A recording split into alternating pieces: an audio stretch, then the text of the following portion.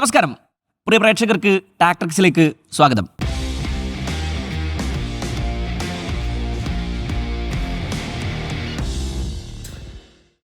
IPL-ന്റെ play off ചിത്രം തെളിഞ്ഞു തുടങ്ങിയാണ്.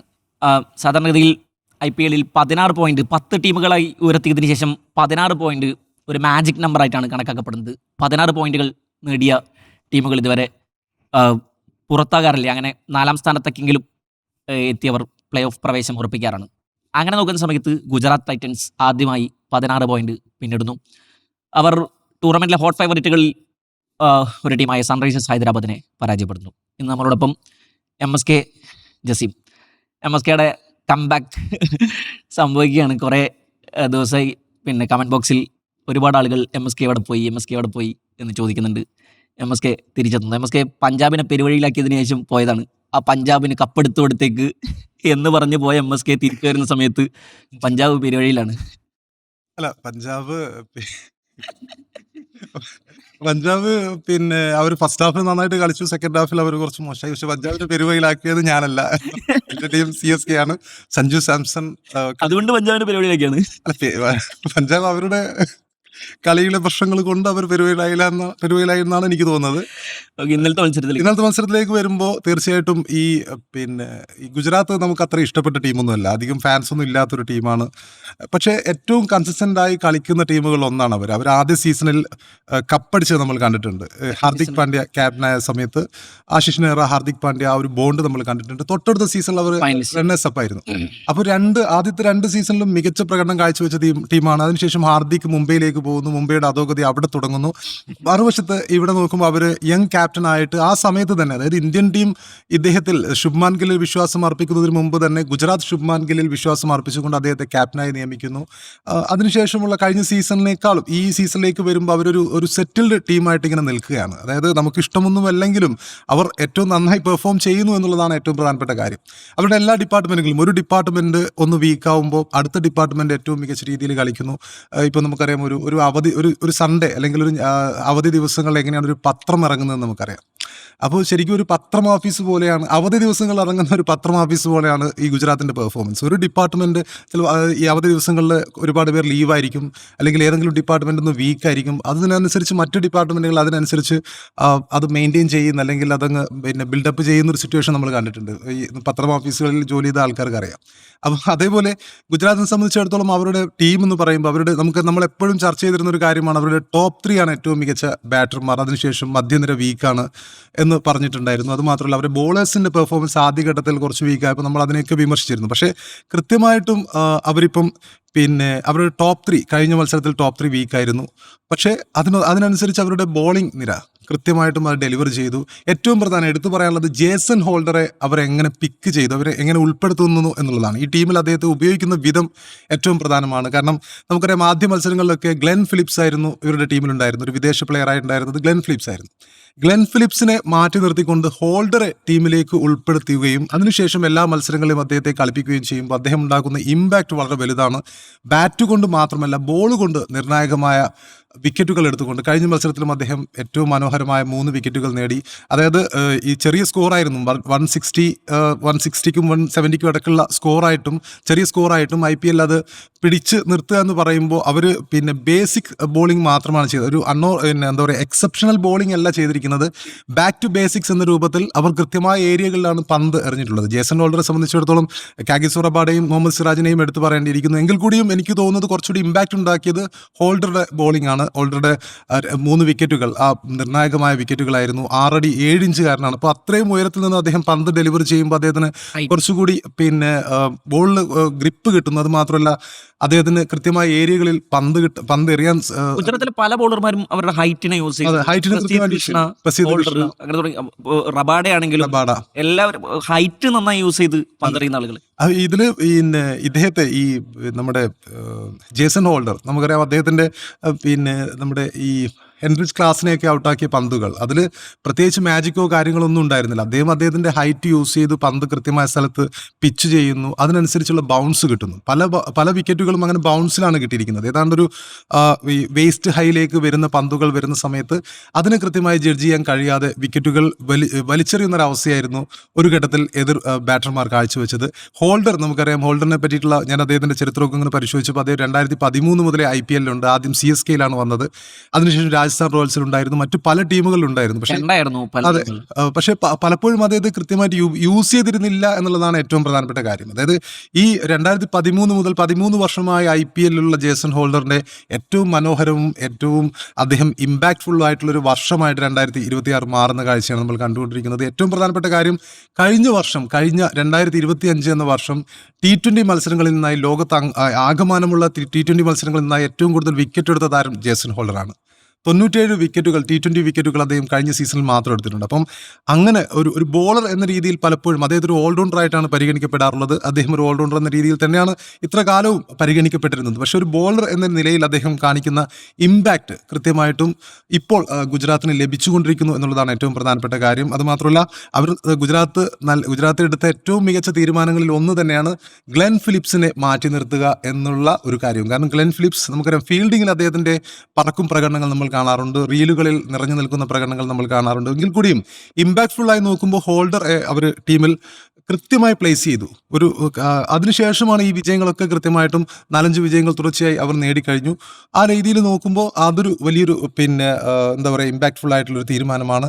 അതിനിപ്പം ഗുജറാത്തിൻ്റെ ബോളർമാർ സിറാജും മറ്റുമൊക്കെ പന്തറിയുന്നത് കാണുമ്പോഴാണ് നമ്മൾ ഇത്ര കാലവും കഴിഞ്ഞ വർഷങ്ങളിൽ ഹർഷിദ് റാണയൊക്കെ ഇങ്ങനെ യൂസ് ചെയ്തുകൊണ്ടിരിക്കുന്ന ഒരു സിറ്റുവേഷൻ നമ്മൾ ഇന്ത്യൻ ടീമിൽ കണ്ടിരുന്നു. സിറാജ് ഇത്രയും മനോഹരമായി പന്തറിയുന്ന സമയത്ത് ഇന്ത്യൻ ടീമിൽ ആ സമയത്ത് കളിച്ചിരുന്നത് ഹർഷിദ് റാണയും പ്രസീദും ഒക്കെ ആയിരുന്നു.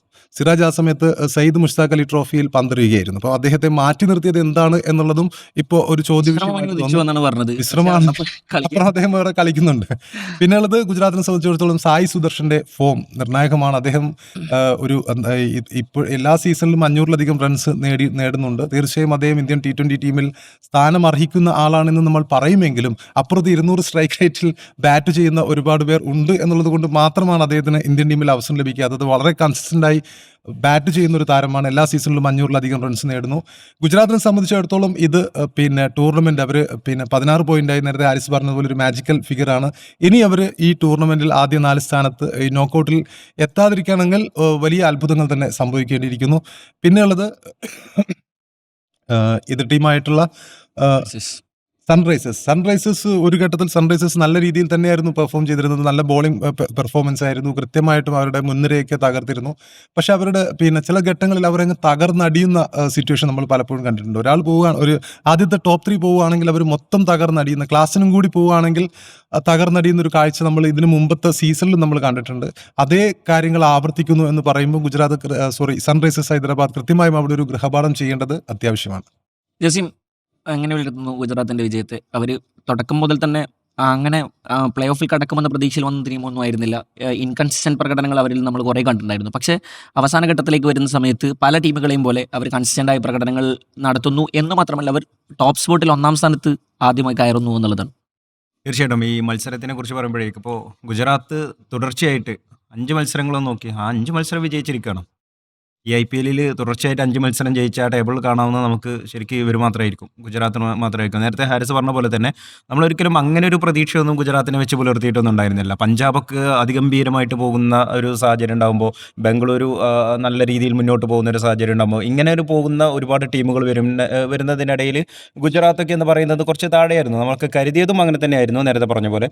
അപ്പോൾ ആ ഒരു ടീം പിന്നീട് നടത്തുന്ന അവരുടെ ഒരു മാരകമായൊരു പ്രകടനം, അതൊരു സ്വാഭാവികമായിട്ടുള്ള ഒരു പ്രകടനമല്ല. അവർ കരുതി തന്നെ കളിച്ച് ആ ഒരു കിരീടത്തിലേക്കുള്ള ഒരു യാത്ര എന്ന് തന്നെ പറയേണ്ട ഒരു സാഹചര്യം കൂടിയുണ്ട്. ആ രീതിയിലാണ് അവർ ഇന്നലെയും കളിച്ചത് എന്ന് കൂടി പറയണം. ഇന്നലെ സൺറൈസേഴ്സ് ഹൈദരാബാദിനെ 86 റൺസിനാണ് ഇന്നലെ പുറത്താക്കുന്നത്. ഒരു 15-ാം ഓവറിലേക്ക് പ്രവേശിക്കുമ്പോഴേക്ക് 86 റൺസിന് അവർ പുറത്താക്കുന്നു. ഹൈദരാബാദിനെ സംബന്ധിച്ചിടത്തോളം പറയുകയാണെങ്കിൽ അവരുടെ IPL ഏറ്റവും ചെറിയ സ്കോറാണ് ഇന്നലെ പിറന്നതെന്നുള്ളതാണ്. അവർ ആ ഒരു ചെറിയ സ്കോറിന് ഓൾ ഔട്ട് ആകുന്നു. നേരത്തെ 2019 വന്നിട്ടുണ്ട് 90+ റൺസിന് മുംബൈയോട് ആണ് അവരുടെ ഏറ്റവും ചെറിയ സ്കോർ ഉണ്ടായിരുന്നത്.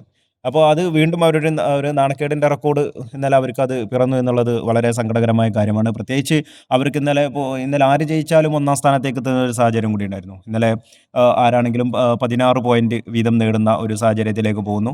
ഇങ്ങനെ ഉള്ളൊരു മത്സരത്തിൽ ഒരുപക്ഷെ ഇവർക്ക് എന്ത് സംഭവിച്ചു എന്നുള്ളതാണ്. ഹൈദരാബാദിന് എന്ത് സംഭവിച്ചുള്ളതെന്ന് നോക്കുമ്പോൾ കൃത്യമായിട്ട് അത് ഗുജറാത്തിൻ്റെ ബൗളർമാർ എറിഞ്ഞിട്ട് വീഴ്ത്തി. അതായത് പേസർമാരെ അത്രത്തോളം തുണച്ച ഒരു പിച്ചായിരുന്നു ഇന്നലെ അഹമ്മദാബാദിലെ എന്നുള്ളതാണ്. പേസർമാരാണ് ഇന്നലെ കളിയിൽ ഒരു ഗതി നിർണ്ണയിച്ചതെന്നുള്ളത് കൂടി പറയണം. അപ്പോൾ ഇന്നലെ ഗുജറാത്തിനെ സംബന്ധിച്ചിടത്തോളം പറയുകയാണെങ്കിൽ അവരൊരു ഭേദപ്പെട്ട സ്കോറിലേക്ക് എത്തിയത് സായ് സുദർശൻ്റെയും അതുപോലെ തന്നെ വാഷിംഗ്ടൺ സുന്ദറിൻ്റെയും എനിക്ക് തോന്നുന്നു 4-ാം വിക്കറ്റിലെ ഒരു പ്രകടനമാണ് അവർക്ക് ഏറ്റവും മികച്ച രീതിയിലാക്കി കൊടുത്തത് എന്നുള്ളതാണ്. അതുവരെ അവരും ഒന്ന് സ്ട്രഗിൾ ചെയ്ത് വരികയായിരുന്നു. നല്ലൊരു കൂട്ടുകെട്ടൊന്നും പിറക്കുന്നില്ല. സായ് സുദർശൻ ആദ്യം മുതൽ അവിടെ തുടക്കം മുതൽ അവിടെ നിൽക്കുന്നുണ്ടെങ്കിലും അദ്ദേഹത്തിനൊരു മികച്ച ഒരു പാർട്ണർഷിപ്പ് കൊടുക്കാൻ ആരും അവിടെ ഉണ്ടായിരുന്നില്ല. പിന്നീട് അവിടെ ഒരു 4-ാം വിക്കറ്റ് എത്തുമ്പോഴേക്കാണ് പിന്നെ വാഷിംഗ്ടൺ സുന്ദർ അദ്ദേഹം എത്തുന്നു. അതോടൊപ്പം അവർ ഉണ്ടാക്കുന്ന ഒരു 60+ റൺസിൻ്റെ ഒരു കൂട്ടുകെട്ടുണ്ടാകുന്നു. ആ ഒരു കൂട്ടുകെട്ടാണ് പിന്നീട് അവരെ ഒരു ഭേദപ്പെട്ട ഒരു പൊരുതാവുന്ന സ്കോറിലേക്ക് എത്തിക്കുന്നത് എന്നുള്ളതാണ്. അതിനുശേഷം പിന്നീട് വാഷിംഗ്ടൺ സുന്ദറും പിന്നീടും ഇതേ രീതിയിൽ നന്നായി പൊരുതുന്ന ഒരു സാഹചര്യമുണ്ട്. അങ്ങനെ ഇവർ നടത്തിയൊരു പ്രകടനം തന്നെയാണ് രണ്ടുപേരുടെയും അർദ്ധ സെഞ്ചുറി. അത് സായ് സുദർശൻ്റെ 61 അതുപോലെ തന്നെ വാഷിംഗ്ടൺ സുന്ദറിൻ്റെ 50 ഒക്കെ വലിയ രീതിയിൽ അവരെ ഈ ഒരു പൊരുതാവുന്ന സ്കോറിലേക്ക് എത്തിച്ചു എന്നുള്ളതും അത് ഒരുപക്ഷെ നമ്മൾ മറികടക്കുമെന്നാണ് നമ്മൾ പ്രതീക്ഷിക്കുന്നത്. കാരണം ഹൈദരാബാദിനെ സംബന്ധിച്ചിടത്തോളം അവരുടെ ബാറ്റിംഗ് നിരയും ഒട്ടും മോശമല്ലാതെ ട്രാവിസ് ഹെഡ് ആണെങ്കിലും അഭിഷേക് ശർമ്മ ആണെങ്കിലും ഇഷാൻ കിഷനും പോലെയുള്ള താരങ്ങളൊക്കെ അവിടെ ഉണ്ടാകുന്ന ഒരു സാഹചര്യത്തിൽ അവർക്ക് ഒട്ടേറെ താഴേക്ക് അങ്ങോട്ട് പോയാലും ഒട്ടേറെ പേര് അത് അടിച്ചെടുക്കാൻ സാധ്യതയുള്ള ഒരുപാട് താരങ്ങളുണ്ട് എന്നുള്ളത് കൊണ്ടും ആ ഒരു പ്രതീക്ഷ ഹൈദരാബാദ് വെച്ച് പുലർത്തിയിരുന്നു എന്നുള്ളതാണ്. പക്ഷേ അഹമ്മദാബാദ് സ്റ്റേഡിയത്തിൽ അത് കാഗിസോ റബാദയും മുഹമ്മദ് സിറാജും അതോടൊപ്പം തന്നെ ജേസൺ ഹോൾഡറും ഒക്കെ ഉൾപ്പെട്ട് അതുപോലെ തന്നെ പ്രസിദ്ധ് കൃഷ്ണയും ഒരിക്കലും അദ്ദേഹം ഇമ്പാക്റ്റ് പ്ലെയർ ആയിക്കൊണ്ടാണ് ഇന്നലെ ബോളിങ്ങിൽ വരുന്നത്. അദ്ദേഹം ഉൾപ്പെടെ അവർ അത് തീർത്തു കൊടുക്കുന്ന ഒരു സാഹചര്യം. ഹൈദരാബാദിൻ്റെ ബാറ്റിംഗ് നിരയെ ട്രാവിസ് ഹെഡിനെ 0-ന് പുറത്താക്കുന്നു, അത് ഡക്കായി പുറത്താകുന്ന ഒരു സാഹചര്യം. പിന്നീട് ഒരാൾ പോലും ഒന്ന് പൊരുതാവുന്ന സ്കോറിലേക്ക് എത്തുന്നില്ല എന്നുള്ളതാണ് ഏറ്റവും സങ്കടകരമായ കാര്യം ഹൈദരാബാദിനെ വെച്ച് നോക്കുകയാണെങ്കിൽ. അവരുടെ ഏറ്റവും ടോപ്പ് സ്കോർ എന്ന് പറയുന്നത് 19 റൺസ് എങ്ങാണ്ട്. അതിനപ്പുറം വേറെ ആരും ഒരു 20 റൺസ് പ്ലസിലേക്ക് പോകുന്നില്ല. ഒരാൾക്ക് പോലും പൊരുതാൻ പറ്റുന്ന ഒരു സാഹചര്യം കൂടിയും ഇന്നലെ ഹൈദരാബാദിന് ഉണ്ടാകുന്നില്ല എന്നുള്ള ഒരു കാര്യം കൂടിയുണ്ട്. ഈ ഹൈദരാബാദിനെ ഒരുപക്ഷെ നമ്മൾ ഈ ഒരു ടോപ്പ് 4ലേക്ക് ഏറ്റവും മുൻഗണനയിൽ കണ്ടിരുന്ന ഹൈദരാബാദ് പിന്നീട് അവരുടെ ഒരു തകർച്ച എന്ന് പറയുന്നത് വളരെയധികം ദയനീയമാണ്. അവർക്ക് ഇനി അങ്ങോട്ടുള്ള മത്സരങ്ങൾ ഇപ്പോൾ നമ്മൾ നേരത്തെയൊക്കെ പറഞ്ഞ പോലെ തന്നെയാണ്. താഴെയുള്ള ടീമുകളൊക്കെ വലിയ രീതിയിൽ മുന്നോട്ട് വരുന്ന അല്ലെങ്കിൽ പ്ലേ ഓഫിലേക്ക് വരുന്ന ആ ഒരു 4 കസേരകൾ കണ്ടുവരുന്ന ഒരു ടീമുകളാകുമ്പോൾ തീർച്ചയായിട്ടും ഹൈദരാബാദിനെ സംബന്ധിച്ചിടത്തോളം അടുത്ത മത്സരങ്ങൾ നിർണായകമാകുന്ന ഒരു സാഹചര്യത്തിലേക്കാണ് പോകുന്നത്. കാരണം മിക്ക ടീമുകൾക്കും 14 പോയിന്റ് വീതം അല്ലെങ്കിൽ 12 തൊട്ടടുത്ത പോയിന്റുകൾ വീതമായിട്ടുണ്ട്. അതോടൊപ്പം തന്നെ മത്സരങ്ങൾ ഇനി വളരെ കുറവാണ്. ഇനിയിപ്പോൾ ഹൈദരാബാദിന് ശേഷിക്കുന്നത് വെറും 2 മത്സരങ്ങളായിരിക്കും. 12 മത്സരങ്ങൾ ഇന്നലെ അവർ പൂർത്തിയാക്കുമ്പോൾ ഇനി വെറും 2 മത്സരങ്ങളാണ്. അപ്പോൾ അതോടൊപ്പം ചെന്നൈയും രാജസ്ഥാനും ഉൾപ്പെടെയുള്ള ടീമുകൾ ഏത് വിധേനയും അങ്ങോട്ട് എത്താൻ കഴിയും എന്നൊക്കെ പ്രതീക്ഷിക്കുന്ന ഒരു കാര്യം കൂടിയുണ്ട്. അതോടൊപ്പം തന്നെയാണ് ഗുജറാത്തിൻ്റെ ഒരു ഇന്നിങ്സിൽ ഇന്നലെ അവരും ഒരു സ്ട്രഗിൾ ചെയ്തൊരു ഘട്ടം ഉണ്ടായിരുന്നു. അതായത് നമ്മൾ ഈ പവർ പ്ലേ കാണുമ്പോൾ 2 ടീമുകൾക്ക് 34 റൺസ് വീതമാണ് ഇന്നലെ പവർ പ്ലേയിൽ ആകെ ലഭിച്ചത്. ഗുജറാത്തിനാണെങ്കിൽ പോലും 34, പക്ഷേ അവർ 2 വിക്കറ്റ് മാത്രമാണ് പോയിരുന്നത്. അത് പിന്നീട് ഹൈദരാബാദിൻ്റെ കാര്യത്തിൽ നോക്കിയാലും അവരും പവർ പ്ലേയിൽ വലിയ സ്ട്രഗിൾ ചെയ്ത് അവരേതായാലും ആ രീതിയിൽ ഒരു 4 വിക്കറ്റ് അവർക്ക് നഷ്ടപ്പെടുന്നു. പക്ഷേ മിഡിൽ ഓവർ ആയപ്പോഴേക്ക് ഗുജറാത്ത് ആ സ്കോർ കൃത്യമായിട്ട് അവർ ഉയർത്തിക്കൊണ്ടുവരുന്ന ഒരു സാഹചര്യം ഉണ്ടായി. പക്ഷേ ആ മിഡിൽ ഓവറുകൾ സൺറൈസേഴ്സ് ഹൈദരാബാദ് ഇപ്പുറത്ത് നോക്കുകയാണെങ്കിൽ സൺറൈസേഴ്സ് ഹൈദരാബാദ് അത് വലിയ രീതിയിൽ അവർക്ക് ആ മിഡിൽ ഓവറുകൾ തകർച്ച നേരിട്ടു എന്നുള്ളത് മാത്രമല്ല 6 വിക്കറ്റ് അവർക്ക് നഷ്ടപ്പെടുന്ന ഒരു സാഹചര്യം കൂടി മിഡിൽ ഓവർ ഉണ്ട്. അതായത് ഫൈനൽ ഓവറുകളിലേക്ക് പിന്നെ അവർക്ക് പോകേണ്ട ഒരു സാഹചര്യം ഉണ്ടാകുന്നില്ല. അതായത് അവരുടെ പവർ പ്ലേ തകരുന്നു. അതോടൊപ്പം തന്നെ പവർ പ്ലേയിൽ നിന്നുള്ള ഒരു തകർച്ച അത് പിന്നീട് അവർക്ക് മികച്ച രീതിയിൽ കൊണ്ടുവരണമെന്നുണ്ടെങ്കിൽ മിഡിൽ ഓവറുകൾ അടിച്ച് കളിക്കണമെന്നുണ്ടായിരുന്നു. പക്ഷേ ആ മിഡിൽ ഓവറുകളും ഇന്നലെ ഹൈദരാബാദിന് നഷ്ടപ്പെടുന്നു എന്നുള്ളതാണ്. പക്ഷേ മിഡിൽ ഓവറുകളിലൊക്കെ ഇന്നലെ ഗുജറാത്ത് നന്നായി കളിച്ചു എന്നുള്ള ഒരു കാര്യം കൂടിയുണ്ട്. പക്ഷേ അവിടെയും സ്ട്രഗിൾ ചെയ്ത ഗില്ലിനെ പോലെയുള്ള താരങ്ങളുണ്ട്. ഗില്ലൊന്നും വീണ്ടും പെർഫോം ചെയ്യാത്ത ഒരു ഘട്ടത്തിലേക്ക് വീണ്ടും ഗുജറാത്തിനെ നിരാശയിൽ കൊണ്ടുപോകുന്ന ഒരു കാര്യം കൂടിയുണ്ട്.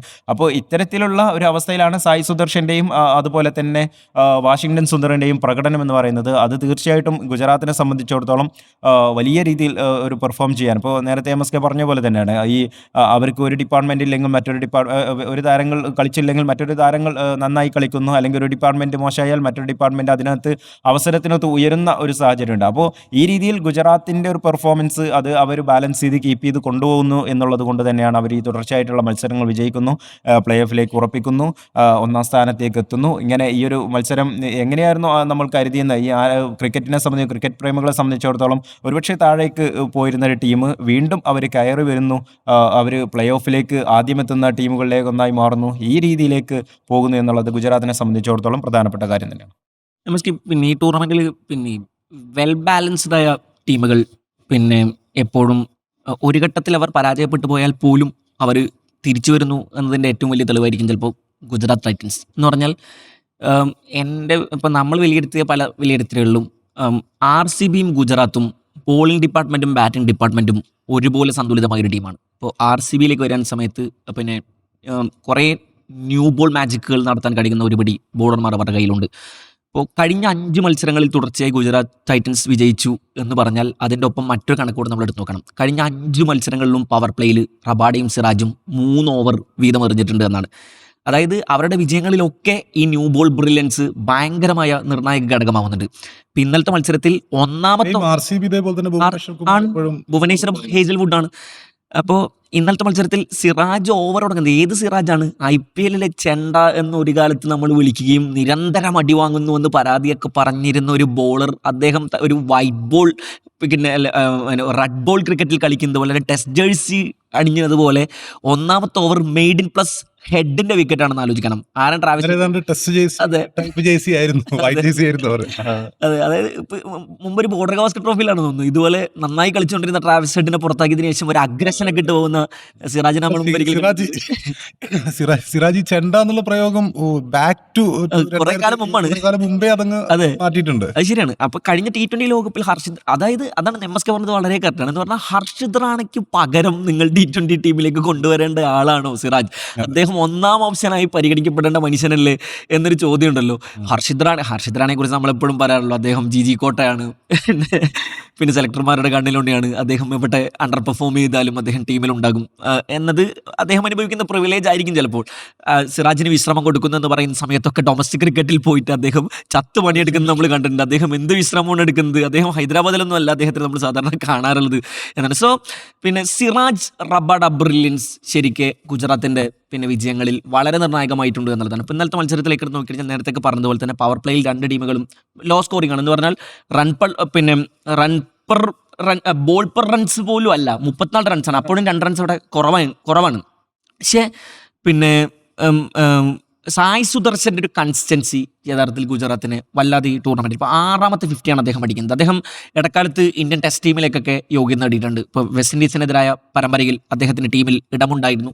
അവസരം കിട്ടിയ സമയത്ത് അദ്ദേഹത്തിന് ഡെലിവർ ചെയ്യാൻ കഴിഞ്ഞിട്ടുണ്ടായിരുന്നില്ല. അദ്ദേഹം ഒരു ഓൾ ഫോർമാറ്റ് പ്ലെയർ ആണ് എന്ന രീതിയിലൊക്കെ ആയിരുന്നു ഒരുപാട് കാലത്തെ വിലയിരുത്തൽ. ചിലപ്പോൾ അദ്ദേഹത്തിൻ്റെ പിന്നെ ഇന്ത്യൻ ജേഴ്സിയിലുള്ള സമ്മർദ്ദമോ മറ്റായിരിക്കും. പക്ഷേ T20 മൈതാനങ്ങളിലേക്ക് വരുന്ന സമയത്ത്, പ്രത്യേകിച്ച് IPL മൈതാനങ്ങളിലേക്ക് വരുന്ന സമയത്ത് സായ് സുദർശൻ്റെ കൺസിസ്റ്റൻസി ഗുജറാത്ത് പോലെയൊരു ടീമിനെ, അതുകൊണ്ട് തന്നെയാണ് അവർ പിന്നെ കുറേ കാലമായി അദ്ദേഹത്തെ വിടാതെ അവരുടെ കൂടെ തന്നെ സായ് സുദർശൻ ഉള്ളത് എന്നതാണ്. അപ്പുറത്തേക്ക് നോക്കുന്ന സമയത്ത് ഇന്നലത്തെ മത്സരത്തിൽ സൺറൈസേഴ്സ് ഹൈദരാബാദിന് വേണ്ടിയിട്ട് അവരുടെ ബോളർമാർ ഇപ്പോൾ ഗില്ല് പിന്നെ ടോസിന് ശേഷം പറയുന്നത് കുറച്ചുകൂടി ബെറ്റർ വിക്കറ്റ് ആയിട്ടാണ് എനിക്ക് ഫീൽ ചെയ്യുന്നത് എന്നാണ് അദ്ദേഹം പറയുന്നത്. അദ്ദേഹം ഗില്ല് നേരത്തെ പോയ പിന്നെ ഒരു മത്സരം, പിന്നെ ജോസ് ബട്ട്ലർ നേരത്തെ പോയൊരു മത്സരം, അവിടെ വാശി അവസാന ഘട്ടത്തിൽ വന്നിട്ട് ഒരു നല്ല പെർഫോമൻസ് കാഴ്ചവെക്കുന്നുണ്ട്. ഉദാഹരണത്തിന് ഒരു 19ാമത്തെ ഓവറിൽ അവരുടെ ഏറ്റവും പിന്നെ നല്ല ബോളർമാരിൽ ഒരാളായിട്ടുള്ള ഈ ടൂർണമെൻറ്റിൽ ഏറ്റവും മികച്ച രീതിയിൽ പെർഫോം ചെയ്തുകൊണ്ടിരിക്കുന്ന ഈശാൻ മലിംഗ ഇന്നലെ 10 മുകളിൽ അവരുടെ ബോളർമാർക്കിടയിൽ പിന്നെ എക്കോണമിയിൽ പന്തറിഞ്ഞ ഒരേ ഒരാളുള്ളൂ. ബാക്കി എല്ലാവരും 10 താഴെ എക്കോണമിയിൽ നിന്നാണ്. മാത്രമല്ല പ്രഫുൽ ഹിംഗെ നന്നായി അടികൊണ്ടിരിക്കുന്ന പ്രഫുൽ ഹിംഗെ ഇന്നലത്തെ മത്സരത്തിൽ 6 താഴെ എക്കോണമിയിലാണ് പന്തറിഞ്ഞത്. പവർ പ്ലേയിൽ അദ്ദേഹം 2 വിക്കറ്റ് എടുക്കുന്നുണ്ട്. പാറ്റ് കമ്മിൻസ് ഇന്നലെ നല്ല ലൈനിലും ലെങ്ത്തിലുമാണ് പന്തറിഞ്ഞത്. അദ്ദേഹം പവർ പ്ലേയിൽ നന്നായി പെർഫോം ചെയ്യുന്നുണ്ട്. അപ്പോൾ ഒരു 160 റൺസിനും അടുത്ത് സ്കോർ ചെയ്താൽ മതി എന്നിരിക്കെ പാറ്റ് കമ്മിൻസ് മനസ്സിലാക്കണമായിരുന്നു അവരുടെ കയ്യിലുള്ളതിനേക്കാൾ വലിയ തോക്കുകൾ അപ്പുറത്തുണ്ട് എന്നാണ്. ചെറുതൊന്നും അല്ല, അത് 4 ബെസ്റ്റ് പിന്നെ ബോളിംഗ് ഓപ്ഷൻസ് അവർക്കുണ്ട് എന്നാണ്. പ്രസീദ് കൃഷ്ണയെ അതിന് കൂടാതെ ഇമ്പാക്ട് പ്ലെയർ ആയിട്ട് അവർ കൊണ്ടുവരുന്നു. ജെയ്സൺ ഹോൾഡർ അവർ ഓവർ ഓർഡറിനെ പൊളിക്കാൻ വേണ്ടിയിട്ട് കുറേ മത്സരങ്ങളിലായിക്കൊണ്ട് ജെയ്സൺ ഹോൾഡർ എങ്ങനെയാണ് അവർക്ക് ഉപകാരപ്പെട്ടുകൊണ്ടിരിക്കുന്നത് നമ്മൾ കണ്ടു. ലാസ്റ്റ് 6 മത്സരങ്ങൾ. അതെ, 2 മാൻ ഓഫ് ദ മാച്ച് ഇപ്പൊ തന്നെ അദ്ദേഹത്തിനുണ്ട്. RCBക്ക് എതിരെ മാൻ ഓഫ് ദ മാച്ച് ആയിരുന്നു, പഞ്ചാബിനെതിരെ മാൻ ഓഫ് ദ മാച്ച് ആയിരുന്നു, രാജസ്ഥാൻ റോയൽസിനെതിരെ 3 വിക്കറ്റ് എടുത്തിട്ടുണ്ട് അദ്ദേഹം. ഇന്നലത്തെ മത്സരത്തിലും അദ്ദേഹം 3 വിക്കറ്റ് എടുക്കുന്നു. നിർണായക വിക്കറ്റുകളാണ്. ലോവർ ഓർഡർ ആണെങ്കിൽ പോലും നിതീഷ് കുമാർ റെഡ്ഡി, അവസാന പ്രതീക്ഷകളായിരുന്ന ക്ലാസനെയും നിതീഷ് കുമാർ റെഡ്ഡിയെയാണ് അദ്ദേഹം പുറത്താക്കുന്നത് എന്നാലോചിക്കണം. സോ പിന്നെ ബോളിംഗ് ഡിപ്പാർട്ട്മെന്റ് നല്ല കരുത്താർജിക്കുന്നു. ഇവരുടെ ബാറ്റിംഗ് ഡിപ്പാർട്ട്മെന്റിനെ കുറിച്ച് ആദ്യഘട്ടത്തിൽ നമുക്ക് പരാതികളുണ്ടായിരുന്നു. അവരുടെ ടോപ്പ് ഓർഡർ പൊളിഞ്ഞു കഴിഞ്ഞാൽ പിന്നെ ആരും ഡെലിവറി ചെയ്യുന്നില്ല. അതുമാത്രമല്ല, ലോക ക്രിക്കറ്റിലെ തന്നെ ഏറ്റവും മികച്ച സ്പിന്നർമാരിലുള്ള ഒരാളായിട്ടുള്ള റാഷിദ് ഖാൻ ഉള്ള ടീമാണത്. ആരാധകരുണ്ടോ ഇല്ലയോ എന്നുള്ളതൊക്കെ വേറെ ചർച്ചയാണ്. പക്ഷേ ഗുജറാത്ത് സ്വാഭാവികമായിട്ടും ഇപ്പോൾ നേരത്തെ നമ്മൾ പറഞ്ഞിരുന്നല്ലോ എന്ന് പറഞ്ഞാൽ IPL മാച്ച് 10 പിന്നെ ടീമായി IPL ഉയർത്തിയതിന് ശേഷം പിന്നെ 14 പോയിന്റ് നേടിയ ഒരൊറ്റ ടീമാണ് 2024 മറ്റോ ആണ്. നെറ്റ് റൺ റേറ്റിന്റെ അടിസ്ഥാനത്തിൽ ബംഗളൂരു 14 പോയിന്റുമായി പ്ലേ ഓഫിൽ പ്രവേശിക്കുന്നുണ്ട്. അത് കടന്നു കഴിഞ്ഞാൽ പിന്നെ 16 പോയിന്റ് നേടിയ ടീമുകളാണ് പൊതുവെ IPL പ്ലേ ഓഫിൽ. അതാണ് മാജിക് നമ്പർ. അപ്പൊ ഇതിൽ പഞ്ചാബിനും RCBക്കും SRHനും ഇനിയും പോസിബിലിറ്റീസ് ഉണ്ട്. 2 മത്സരങ്ങൾ ബാക്കിയുണ്ട്. അവർക്ക് ഒറ്റ മത്സരം ജയിച്ചു കഴിഞ്ഞാൽ അവർക്ക് പ്ലേ ഓഫ് സ്പോട്ട് ഉറപ്പിക്കാം എന്നുള്ളതാണ്. പക്ഷേ താഴെയുള്ള രാജസ്ഥാനും പിന്നെ ചെന്നൈയും ഒക്കെ ഇവരുടെ വിജയം ഒരിക്കലും ആഗ്രഹിക്കില്ല. കാരണം അവരുടെ വഴികൾ ചിലപ്പോൾ അടക്കപ്പെടാനുള്ള സാധ്യതകളാണ്. അതിനേക്കാൾ വലിയ സാധ്യതയുള്ളത് KKR-നാണ്.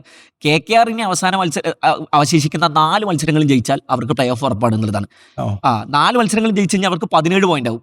അപ്പോൾ 16 പോയിന്റും കടന്ന് KKR-ന് ഇനി എല്ലാ മത്സരങ്ങളും ജയിച്ചാൽ അവർക്ക് അവിടെ പോസിബിലിറ്റീസ് കിടപ്പുണ്ട്. ഇതിൽ തീരെ പോസിബിലിറ്റി 1% പോസിബിലിറ്റി നമുക്ക് കണക്കാക്കാൻ കഴിയുന്നത് ഡൽഹിക്ക് മാത്രമാണ്. ഡൽഹി ക്യാപിറ്റൽസിന് 2 മത്സരം ജയിച്ചാലും അവർക്ക് 14 പോയിന്റേ ആവുള്ളൂ. അപ്പോഴും അവർ നെറ്റ് റൺ റേറ്റും ബാക്കി ടീമുകളുടെ മത്സരഫലങ്ങളും കാത്തിരിക്കേണ്ടി വരും. അപ്പോൾ പോസിബിലിറ്റീസ് ഡൽഹിയേക്കാൾ പോസിബിലിറ്റി അവിടെ KKR-ന് കിടപ്പുണ്ട് എന്നുള്ളതാണ്. അതായത് ടൂർണമെന്റിന്റെ ചിത്രമാകെ അവസാന ഘട്ടത്തിലേക്ക് അടുക്കുന്ന സമയത്ത് മറിയുന്നു എന്നുള്ളതാണ് ഈ IPL. അതായത് ഇനിയുള്ള 10-15 മത്സരങ്ങൾ ലീഗ് സ്റ്റേജിൽ ബാക്കിയുണ്ട്. അതൊക്കെ ആവേശത്തിലേക്കാണ് പോകുന്നത് എന്ന് മനസ്സിലാക്കേണ്ടി വരും. CSKയെ സംബന്ധിച്ച് പിന്നെ അവർക്ക് അവശേഷിക്കുന്ന മത്സരങ്ങൾ ജയിച്ചാൽ ഉറപ്പായിട്ടും പ്ലേ ഓഫിൽ കിടക്കാം. പക്ഷേ ബാക്കിയുള്ള 3 ടീമുകളുടെ ഒരൊറ്റ വിജയമാണ്. അതായത് ഇനിയുള്ള ഗുജറാത്ത് ഏറെക്കുറെ ഉറപ്പിച്ചു കഴിഞ്ഞു.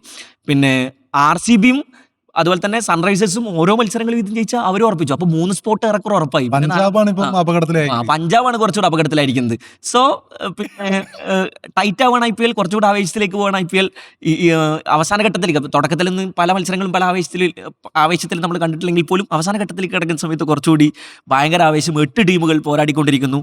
ആദ്യ മത്സരം ജയിച്ച മുംബൈയൊക്കെ ആയിരിക്കും ചിലപ്പോൾ ഇനി വഴിമുടക്കാൻ പോകുന്നത്. കാരണം അവർക്കിനി ജയിച്ചാലും തോറ്റാലും പ്രശ്നമില്ല. പല ടീമുകളുടെയും വഴിമുടക്കാൻ അവർക്ക് കഴിയുമെന്നുള്ളതാണ്. കപ്പ് പ്രതീക്ഷയുമായിട്ട് വന്ന ഹാരിസന്റെ ടീമിനെ ഇപ്പോൾ ഹാരിസന്റെ വഴിമുടക്കി ഇനിയിപ്പോ അതിനൊക്കെ കഴിയുള്ളൂ. നേരത്തെ പുറത്തെ ഇതിൽ നേരത്തെ പറഞ്ഞ ഈ റാഷിദിനെ ഉപയോഗിക്കുന്നത് നമ്മളിപ്പോ ഈ IPL പൊതുവേ കണ്ടിട്ടുള്ളത് പേസർമാരെ കൂടുതൽ ഉപയോഗിക്കുന്ന ഒരു IPL ആണ്.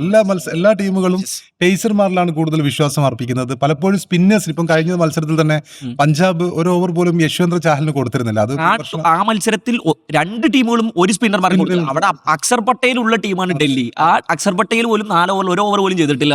ആ പേസർമാരാണ് കൂടുതൽ യൂസ് ചെയ്യുന്നത്. എങ്കിൽ കൂടി റാഷിദിന്റെ പെർഫോമൻസ് നോക്കുമ്പോൾ ഞാൻ ഇവരുടെ ഈ ടോപ്പ് 15 ബോളേഴ്സിന്റെ പേരെന്ന് പറയാം. ആ ബോളേഴ്സിൽ ഇവരുടെ എല്ലാ ബോളേഴ്സും ഉണ്ട് എന്നുള്ളതാണ് ഏറ്റവും പ്രധാനപ്പെട്ട കാര്യം. ടോപ്പ് 15 കാഗിസോ റബാഡ 12 മത്സരങ്ങളിൽ നിന്ന് 21 വിക്കറ്റുമായിട്ട് നമ്പർ 2 പൊസിഷനിലുണ്ട്. 21 വിക്കറ്റ് തന്നെയാണ് ഭുവനേശ്വർ കുമാറിനുള്ളത്. പക്ഷേ രണ്ടാമതായിട്ട് റബാദയുണ്ട്.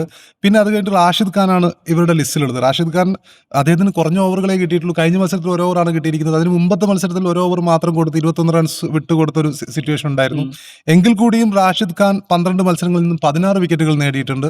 അതായത് അവരുടെ ലിസ്റ്റിൽ രണ്ടാമനായിട്ട് ഉണ്ട്. പിന്നെ മാത്രമല്ല അതുപോലെ പ്രസിദ്ധ് കൃഷ്ണ 8 മത്സരങ്ങളിൽ നിന്നും 14 വിക്കറ്റുകൾ നേടിയിട്ടുണ്ട്. ജേസൺ ഹോൾഡർ 6 മത്സരങ്ങളിൽ നിന്നും 13 വിക്കറ്റുകൾ നേടിയിട്ടുണ്ട്.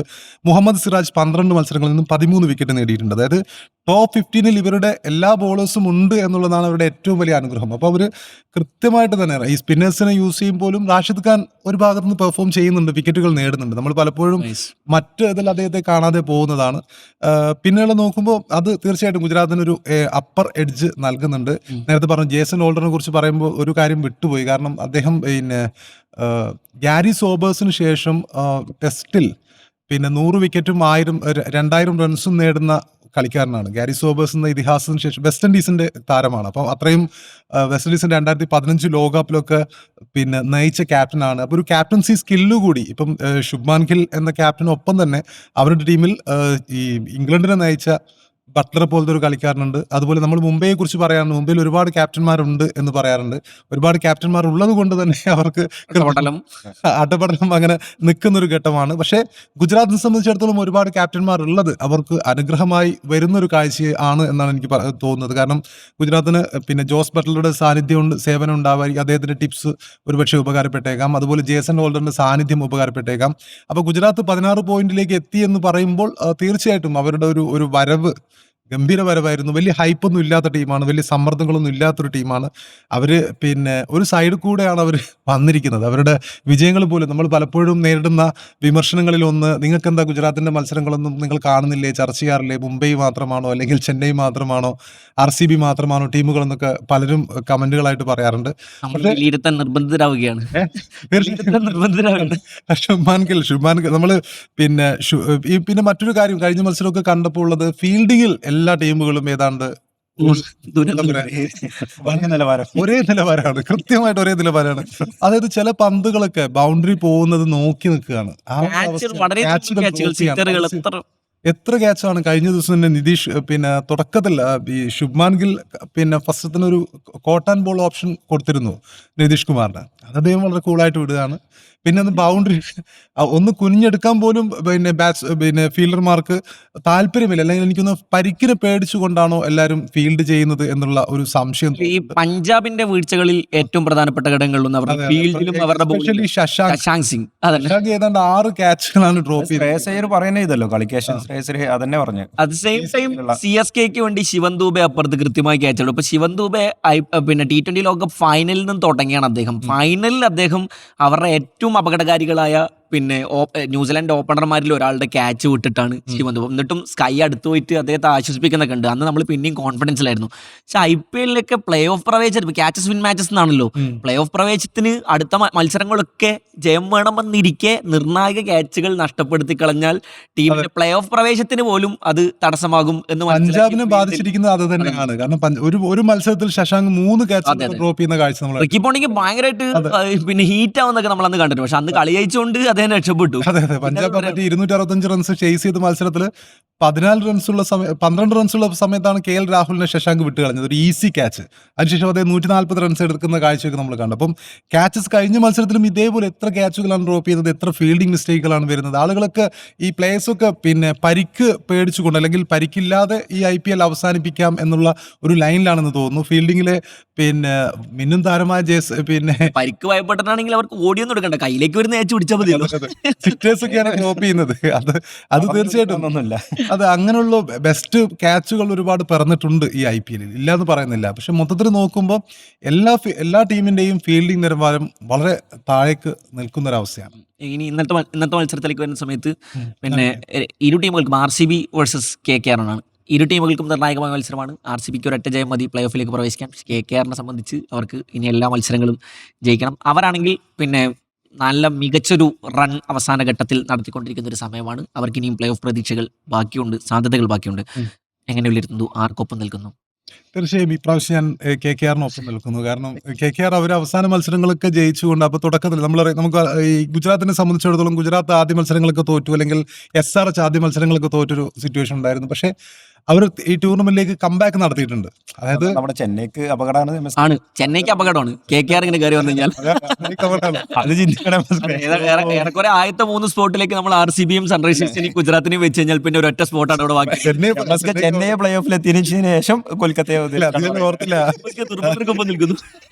അല്ല, അതേലും ഓർത്തില്ല. എങ്കിൽ കൂടിയും ഞാൻ പറയട്ടെ, അവസാന മത്സരങ്ങളിലൊക്കെ അവരൊരു കംബാക്ക് നടത്തിയിട്ടുണ്ട്. RCBക്കും പിന്നെ കഴിഞ്ഞ മത്സരം ഒരു തോൽവിയുടെ മുഖത്ത് നിന്നാണ് അവർ വിജയത്തിലേക്ക് എത്തിയിരിക്കുന്നത്. അപ്പം പിന്നെ കൊൽക്കത്തയെ സംബന്ധിച്ചിടത്തോളം അവർക്ക് പിന്നെ മുമ്പൊരു പിന്നെ യുദ്ധത്തിൽ നെപ്പോളിയൻ ബോണപ്പാർട്ട് പറഞ്ഞതുപോലെയാണ്. അതായത് ഇവർ പടയാളികളെയും കൊണ്ടൊരു പിന്നെ ദ്വീപിൻ്റെ അടുത്തെത്തുന്നു, 4 ഭാഗത്തു നിന്നും പട്ടാളക്കാർ ഇങ്ങനെ വളഞ്ഞു നിൽക്കുകയാണ്.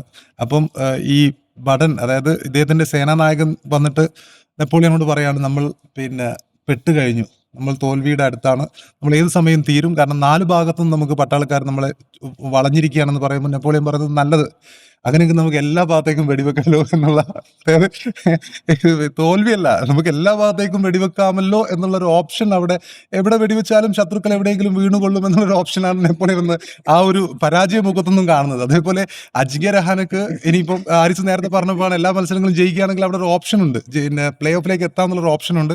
അപ്പോൾ ഏതാണ്ട് അവർ പോയിന്റ് നിലയിൽ താഴേക്കിടയിലാണ്, വലിയ ഫാൻസോ കാര്യങ്ങളോ ഒന്നുമില്ല, തോൽവികൾ ഒരുപാട് ഏറ്റുവാങ്ങി, വിമർശനങ്ങൾ ഒരുപാട് ഏറ്റുവാങ്ങി. അത്രത്തോളം അജിങ്ക്യ രഹാന എന്ന ക്യാപ്റ്റൻ ക്രൂശിക്കപ്പെട്ട ദിനങ്ങളായിരുന്നു. അപ്പം അദ്ദേഹത്തിന് വേണമെങ്കിൽ പറയാം, നമുക്ക് എവിടെ വേണമെങ്കിലും വെടിവെക്കാം, ആരെയും തോൽപ്പിക്കാം. ആ ഒരു മാനസികാവസ്ഥയിൽ KKR ഇറങ്ങുകയാണെങ്കിൽ ഒരുപക്ഷെ RCB യെ തോൽപ്പിക്കാനുള്ള എല്ലാ സാധ്യതയുണ്ട്.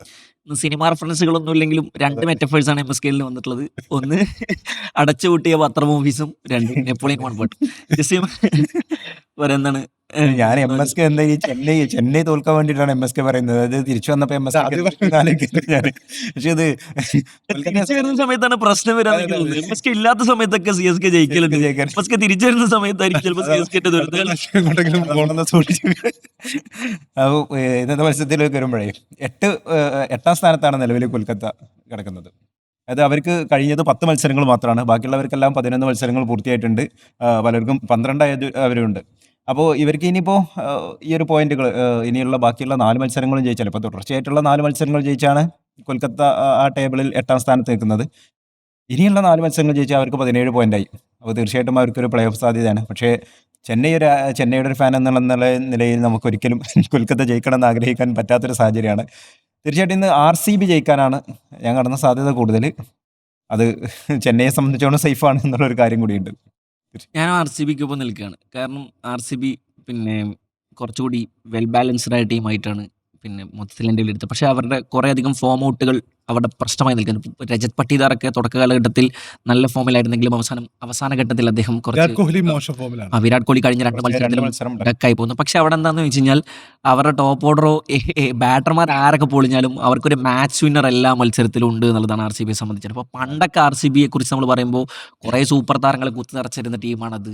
പിന്നെ അവർക്ക് സാധ്യത, പിന്നെ പ്ലേ ഓഫിലേക്കൊക്കെ അവർ സിമ്പിളായി കടക്കുന്ന ടീമായിരുന്നു. അവർ ഫൈനൽ വരെ എത്തി അവസാനം ഘട്ടത്തിലേക്ക് പട്ടികയിൽ കലമുടക്കുന്നത് നമ്മൾ പലകുറി അവരിൽ കണ്ടിട്ടുണ്ട്. പക്ഷേ കഴിഞ്ഞ 2 സീസണുകളായിക്കൊണ്ട് അവർ വെൽ ബാലൻസ്ഡ് ആയ ടീമുകളാണ്. ഇപ്പോൾ കഴിഞ്ഞ സീസണിലൊക്കെ ഫൈനലിൽ അവർക്ക് പിന്നെ കൃണാൽ പാണ്ഡ്യ ആയിരുന്നു അവരുടെ മാൻ ഓഫ് ദ മാച്ച്, അവർക്ക് രക്ഷകനായി അവതരിച്ചത്. കഴിഞ്ഞ മത്സരത്തിലും അതുപോലെ തന്നെയായിരുന്നു. എല്ലാം തകർന്നു നിൽക്കുന്ന സമയത്ത് കൃണാൽ പാണ്ഡ്യ അവിടെ രക്ഷകനായിട്ട് ഉദയം കൊള്ളുന്നു. കളി തോറ്റു എന്ന് തോന്നിക്കുന്ന ഘട്ടത്തിൽ ഭുവനേഷ് കുമാർ വന്നിട്ട് 6 അടിക്കുന്നു. സോ മൊത്തത്തിൽ അങ്ങനെയാണല്ലോ. ഇപ്പോൾ അർജന്റീനയെ കുറിച്ച് നമ്മൾ പറയാറുണ്ടല്ലോ, എപ്പോഴും സൂപ്പർ താരങ്ങളെ കുത്തി നിറച്ച് പിന്നെ ഭയങ്കര വെൽ ബാലൻസ്ഡ് ആയ ടീമുകളുമായി വരികയും അവർ പലകുറി ടൂർണമെൻറ്റുകളിൽ പരാജയപ്പെടുകയും ചെയ്യുന്ന നമ്മൾ കണ്ടിട്ടുണ്ട്. പക്ഷേ ഒരു കപ്പ് അടിച്ചതിന് ശേഷം പിന്നെ അങ്ങനെ അർജന്റീന എല്ലാ ടൂർണമെൻറ്റും, ഇപ്പോൾ മെസ്സിയെ പുറത്തിരുത്തിയിട്ടാണ് കഴിഞ്ഞ കോപ്പ അമേരിക്ക അടിച്ചത്. ലോകകപ്പ് അടിച്ചതിന് ശേഷം പിന്നെ അവർക്ക് ഇനി കിട്ടുന്നതൊക്കെ ബോണസാണ് എന്നാണ്. ഈ ടൂർണമെൻറ്റിലും അവർ ഹോട്ട് ഫേവറേറ്റുകളായിട്ടാണ് വരിക. കാരണം ടെൻഷൻ ഇല്ലാതെ ഇനി അവർക്ക് കളിക്കാം. RCB സംബന്ധിച്ചും അതുപോലെ തന്നെയാണ്.